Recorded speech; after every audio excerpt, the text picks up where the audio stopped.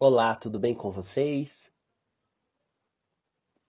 Vou aproveitar esse momento e me apresentar. Esse é o meu sinal na comunidade surda. Meu nome é Marcelo Amorim. Estou aqui para o Festival de Acessibilidade Digital Link. E esse festival é importantíssimo. Ele apresenta temas e objetivos de muito valor. E o que eu vou falar agora com vocês é sobre IA. Este é o sinal de IA, inteligência artificial, mas eu uso esse sinal, tá? Como que a IA vai adaptar o sistema de acessibilidade que a gente usa neste universo? A minha vontade era de sentar com vocês em uma roda de conversa presencial, mas como não será possível, então vamos nos adaptar ao virtual, para que qualquer pessoa consiga assistir e aprender conosco.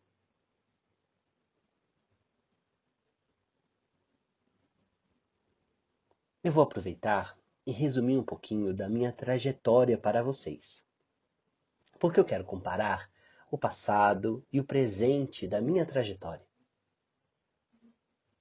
Eu me graduei na área de computação. Fiz meu mestrado e meu doutorado também nesta área. Também fiz outra graduação e me formei em letras libras e pós-doutorado na linguística de línguas de sinais. Eu sempre gostei de trabalhar na área da tecnologia e com língua de sinais. E ao longo desses anos eu ganhei essa experiência. Eu vou explicar resumidamente como eu comecei há anos atrás. Eu já gostava de computação e quando eu tinha 12 anos de idade, mais ou menos, porque isso me proporciona uma quebra de barreiras de comunicação com os amigos, com os colegas, e eu não falava em Libras, pois às vezes a gente fica angustiado com essa barreira. Então eu via que meu pai, que tinha um computador, eu fui experimentar usar. Eu gostava muito. Ele me deu um novo computador e eu não parava de usar ao longo dos anos. Eu entrei na graduação em computação e me formei em 2009.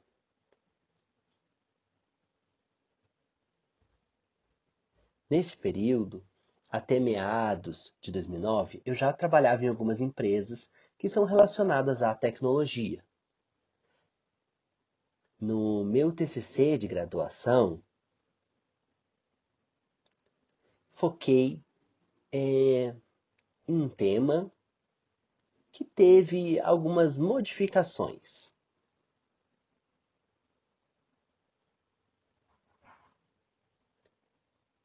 Mas esse foi um trabalho que conectava mais com outra área, que é o design. Foi um trabalho aprofundado no design. Mas meu grupo de trabalho na faculdade disse: Poxa, vamos tentar entender como seria um dispositivo com avatar?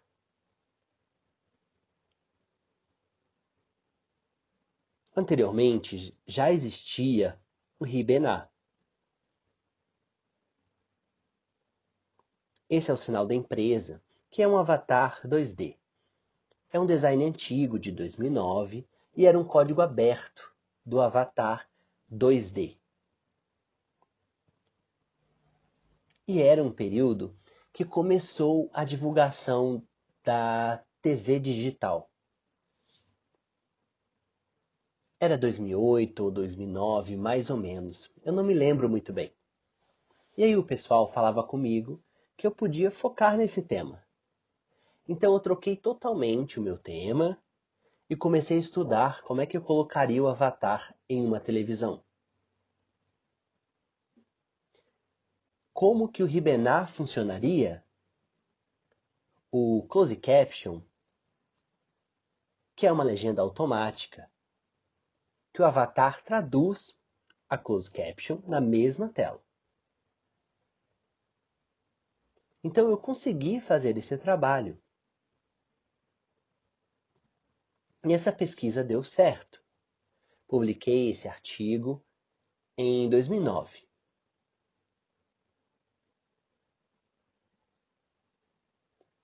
No ano seguinte, em 2010, quando finalizamos, eu entrei no mestrado de computação.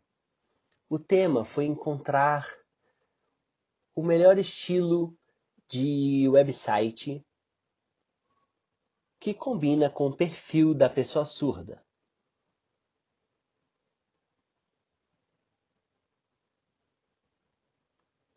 Esse era o meu tema de mestrado. Mas eu acabei mudando de tema dentro do período. Eu tive algumas disciplinas e uma delas específica de realidade virtual aumentada, que conecta com a área do avatar.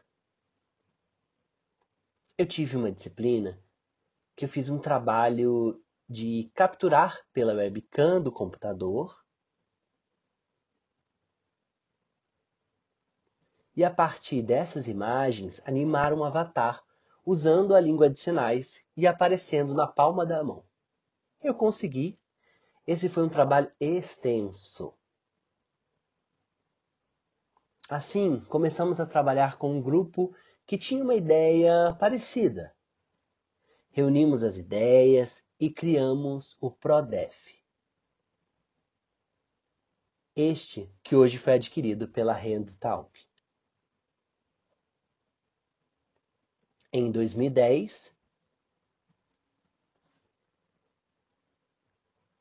juntando a equipe que trabalhamos no projeto, e no ano seguinte, 2011, fomos em uma batalha, parecido com uma Copa do Mundo, que foi a Copa do Mundo da Informática nos Estados Unidos, da empresa Microsoft. O nome do campeonato é Imagining Cup. É bem famoso na área da informática. Nós fomos para ganhar esse prêmio. E continuamos nosso trabalho e não paramos por aí. Quando eu finalizei o mestrado e também a graduação em Letras Libras, eu fiz ao mesmo tempo as duas formações. Eu comecei a focar os esforços na empresa PRODEF por anos. E fomos alcançando outros prêmios. Logo entrei para o doutorado, mas antes de entrar, eu trabalhava como professor, passei num concurso e eu precisava sair do PRODEF. Mas eu precisava trabalhar como efetivo, como professor. Por fim, eu me dividia no tempo para ajudar as duas atividades. Logo concluí meu doutorado e tinha essa conexão também com a área da computação. No meu mestrado, eu falei sobre encontrar o melhor estilo de website com o perfil da pessoa surda. E no doutorado, eu estudei na comunicabilidade.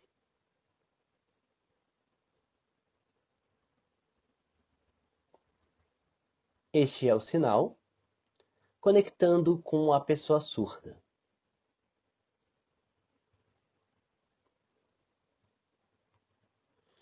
Então, eu usei um rastreamento ocular,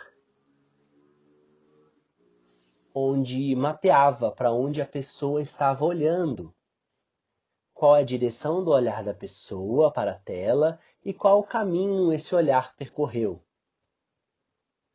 No período do doutorado, tive várias disciplinas, mas eu tive uma disciplina focada em sistemas.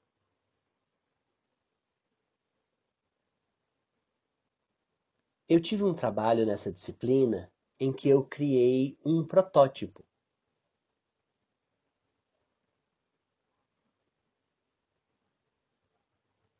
Eu uso esse sinal para protótipo. Então eu criei esse protótipo de uma casa inteligente para pessoas surdas. Por exemplo, a campainha que só piscava a luz quando acionada. Eu fiz um protótipo para que essa campainha inteligente procure por sensor onde está a pessoa. Por exemplo, Marcelo está na cozinha? Então vai acender a luz da cozinha, ao invés de acender a luz da casa inteira. Se tem um barulho, qual cômodo estou para que a luz seja acionada, referindo ao barulho. Estava concentrado num aplicativo. Esse protótipo estava bem desenvolvido, mas eu não estava muito bem focando nessa área. Era prazeroso entender essas barreiras e lidar com esses desafios. Com o decorrer das ideias, vamos modificando os nossos trabalhos. Bom, sobre o meu doutorado, fechamos o assunto. E agora eu vou contar para vocês uma coisa que aconteceu no passado. Caraca! Antes da inteligência artificial ser o que é hoje. Eu vou apresentar para vocês o porquê dessa minha história. Antes, os conteúdos sobre IA eram mais difíceis de acessar, de pesquisar, de criar códigos.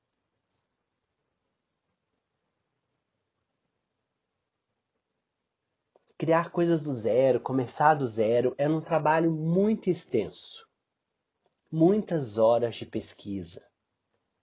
Mas agora, ela compensou todo esse gasto, todo esse tempo, e você já sabe. Então vamos aproveitar o momento do festival e trazer temas que estão ligados à IA. Na minha época, antes da IA, havia dificuldades de acesso devido às barreiras linguísticas. E essas perduram até hoje. Mas por quê? O que é essa barreira linguística? Por exemplo, a língua portuguesa e a língua brasileira de sinais são totalmente diferentes. Totalmente diferentes. Por exemplo, a tecnologia no passado, quando o Avatar fazia a tradução do português para Libras, tinha essa barreira que era muito grande e as dificuldades que existiam eram diferentes. Lembro que quando eu fiz meu doutorado, sanduíche, na Alemanha,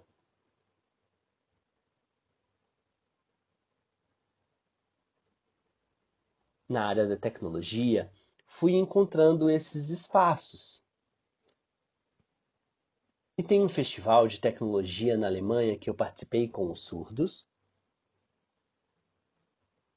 Nós conhecemos várias apresentações de tecnologia em 2007. Neste festival, eles já apresentaram óculos que faziam legendas simultâneas, e assim as pessoas podiam acompanhar a fala. E isso em 2007. E não parou por aí, foram evoluindo, mas não foram expandindo os produtos. Mas por quê? Talvez uma das suas barreiras pode ter, não sei ao certo, mas lá na Alemanha tem uma empresa chamada DB. É Indústria de Ferrovia. Eles tinham um aplicativo muito legal, que tem perfil com a pessoa surda. Porque nas estações de metrô, as linhas são muito extensas e ficamos confusos. No aplicativo pago, tinha alerta de onde tinha uma estação perto, do horário,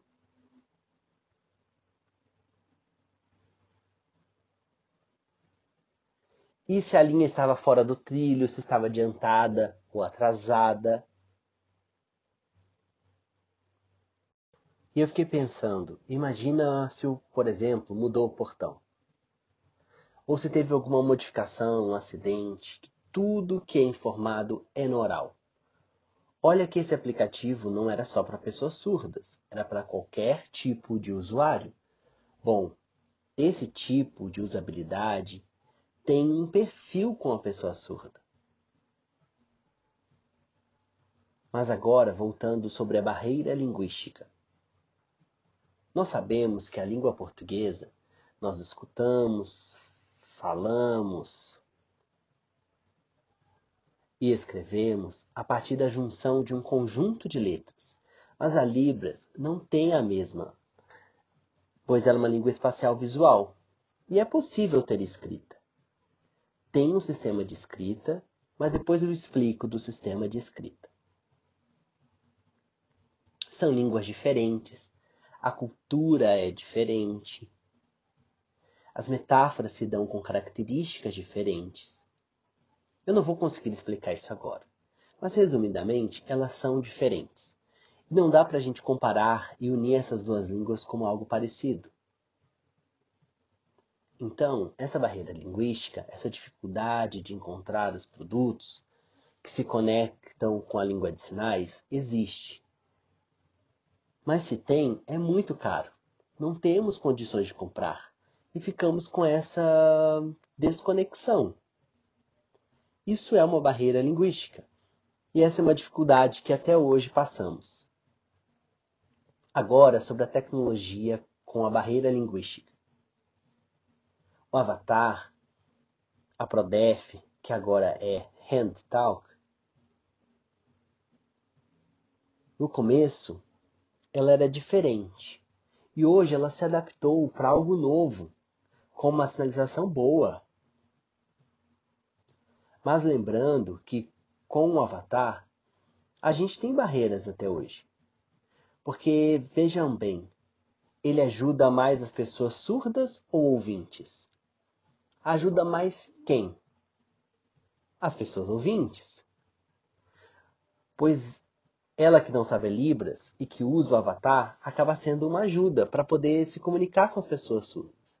Mas é a pessoa surda e a minha comunicação ajuda? É necessária?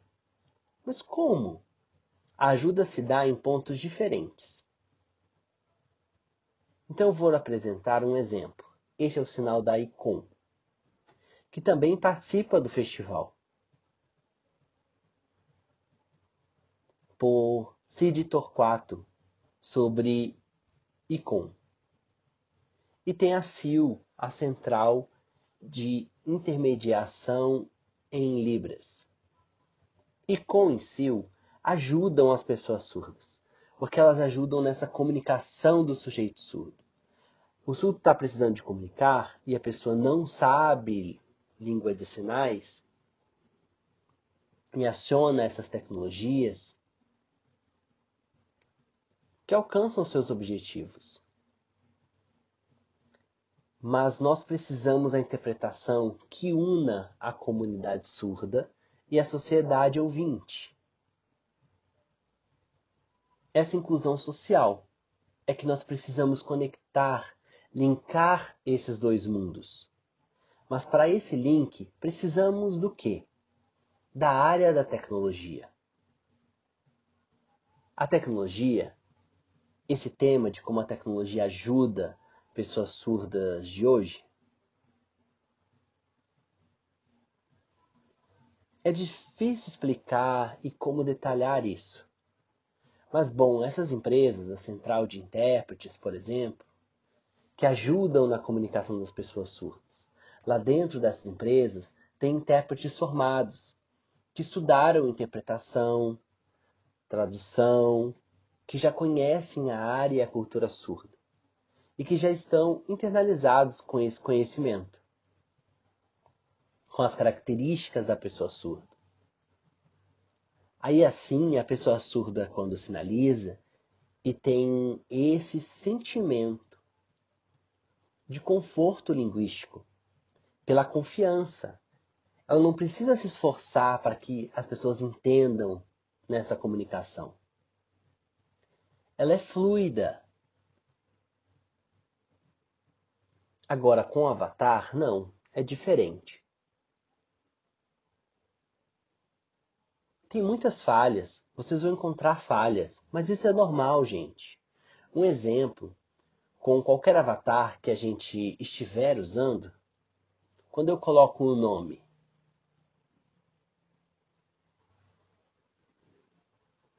Universidade Federal do Rio Grande do Sul. Este é o sinal. Eu coloco para traduzir e ele sinaliza para mim.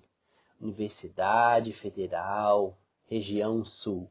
Mas por que ele sinalizou Região Sul? Porque ele usou um sinal de região, que na verdade não é região que seria uma tradução adequada. Ou, por exemplo, Universidade Federal de Pernambuco, que este é o sinal, a sigla da UFPE. Se eu coloco a sigla, o avatar vai sinalizar Universidade Federal PE. Por que ele não usou o sinal de região aqui? Por que ele não usou o sinal de Pernambuco? Ele usou a datilologia PE. E agora se eu coloco Pernambuco no aplicativo, ele me entregou a tradução correta. Mas por que não usa uma sigla então? E por que, diferente do ocorrido no Rio Grande do Sul, por exemplo? Mas isso significa o quê? Que nós precisamos evoluir. Nós precisamos trabalhar mais dados para a máquina. E isso demora anos para ser aprimorado. Nós temos que dar mais insumo. Dados para o corpus, alimentar o corpus.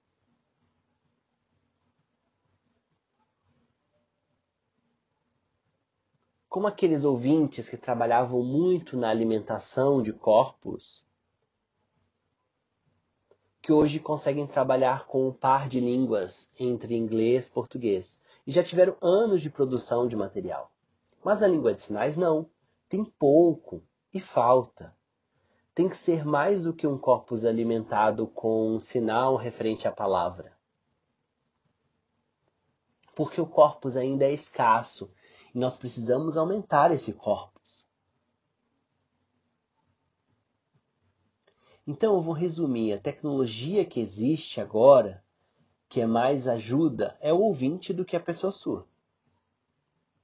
Mas eu quero que nesse momento de hoje, o momento de agora, a tecnologia foque nesse auxílio para pessoas surdas, porque existe pouco ainda. Por exemplo,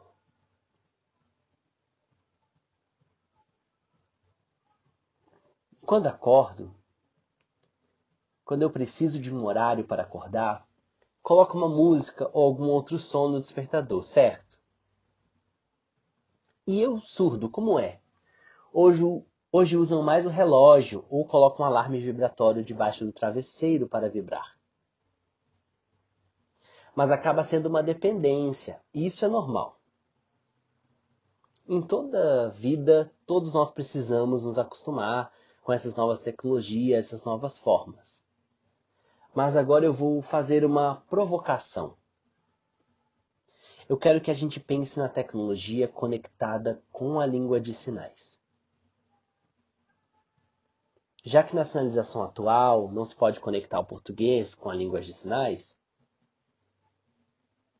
mas por que não? Se a gente focar na língua de sinais, na Libras, ao invés dessa dualidade, esse foco é necessário, porque se a gente focar aqui na língua de sinais, aí sim vai ser verdadeiramente uma tecnologia para ajudar as pessoas surdas. Um exemplo disso é na Alemanha, na Universidade de Hamburgo. E esse é o sinal de lá.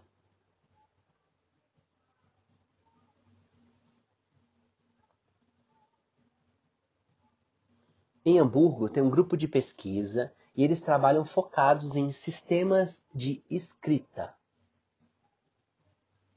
Mas o foco é na escrita de sinais, igual temos em português, que a gente trabalha com A, B, C, com as regras gramaticais e alfabéticas que são parte do fonema, que forma o sistema de escrita da língua portuguesa. Mas também temos um sistema de escrita referente a línguas de sinais, e que tem representações gráficas, que são conectados com a gramática da língua de sinais. Lá em Hamburgo, tem esse sistema de escrita. O nome é Han-Non-Sis. Aqui no Brasil, a gente usa outro sistema de escrita, que é o Sign Writing.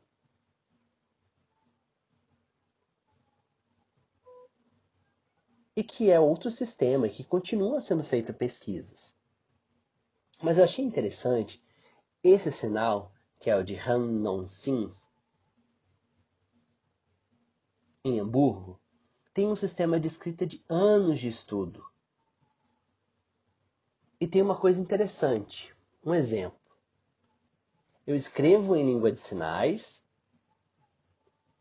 não é um papel, tá, gente? Se escreve no computador. Você vai colocando nesse sistema de escrita, quando finaliza, tem um avatar que lê o que você escreveu e traduz para a língua de sinais.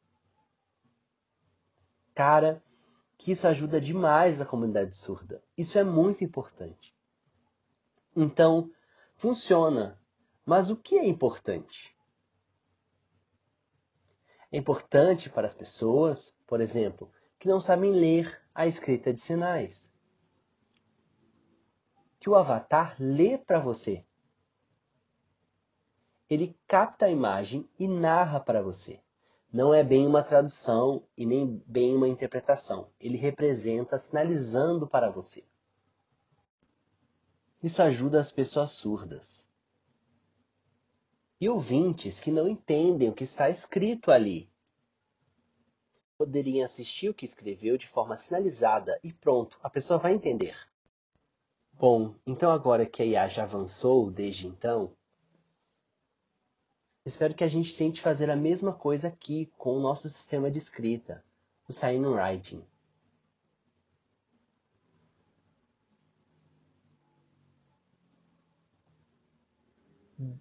Desses auxílios tecnológicos, da IA que temos, antes da IA, eu conseguia solucionar os problemas da criação do produto. E hoje, se eu tivesse com algumas dúvidas, eu posso perguntar diretamente à IA. Ela me passou as informações necessárias, o que economiza tempo nos processos. A IA no passado é diferente da IA atual. Então, um exemplo é o Google Imagens. O Google Imagens tem conexão com a comunidade surda, porque o povo surdo não tem muito essa aderência da língua portuguesa. E isso é normal. Ele usa o Google Imagens para entender o significado das palavras. Também tem um grupo de estudo que trabalha com a leitura de bula de remédio. Sabe, que usamos a câmera e ele explica para nós em termos mais simplificados. Isso ajuda muito. Um outro exemplo é quando eu preciso escrever algo, um texto formal em língua portuguesa, que é normal que o surdo dependa dos ouvintes para que corrija alguma palavra, algum termo, alguma questão gramatical na língua portuguesa. Com a IA, pode corrigir tudo sozinho para mim, sem precisar dessa ajuda dos ouvintes. É incrível.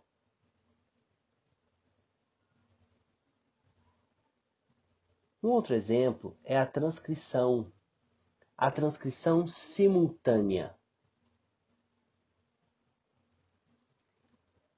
Para transcrever uma pessoa que está oralizando naquele momento, antigamente, sem a ajuda da inteligência artificial, as palavras às vezes não combinavam na hora da tradução.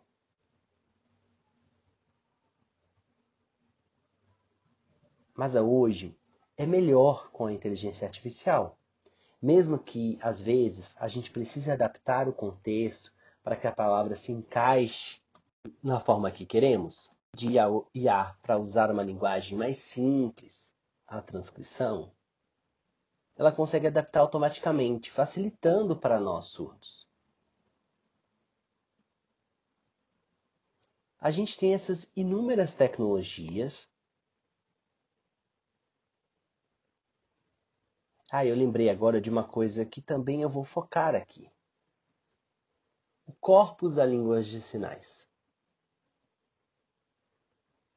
Este corpus que existe atualmente, fomentado pelas graduações, em parceria com outras universidades, como URGS, UFSC, UFC, UFT, Instituto Federal como o INES e várias outras universidades parceiras, criamos um corpus que foi alimentado com língua de sinais, com língua sinalizada de diversas formas, com diversas idades, de grupos, com jovens, idosos, entre homem e mulher. Fomos gravando essas pessoas, sinalizando e alimentamos esse corpus. Nesse corpus, é possível que a gente pesquise um sinal de acordo com o contexto.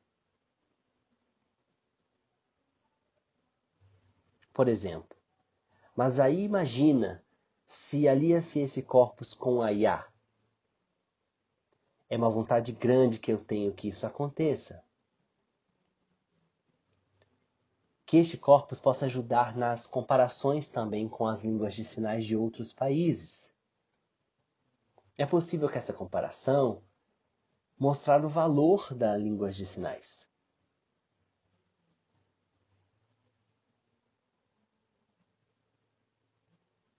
Resumindo, uma última provocação para nós todos. Por que não incentivamos a língua de sinais conectada com o avatar e a IA? Por que ficamos mais anexados com a língua portuguesa? Por que não deixamos de lado a língua portuguesa e incentivamos apenas a língua de sinais? Essa é a provocação para que a gente trabalhe mais ainda a inclusão social. Já pensaram nisso? Então, bom, eu vou finalizar e agradecer a oportunidade. Quero assistir às outras palestras, às outras pessoas que estarão presentes. Pois esse festival é muito importante. Um festival que fala sobre acessibilidade digital, sobre inteligência artificial agora. Como que a gente vai usar isso? Como vamos usar essa tecnologia para o nosso bem? Pensa nisso. É isso. Obrigado. Tchau.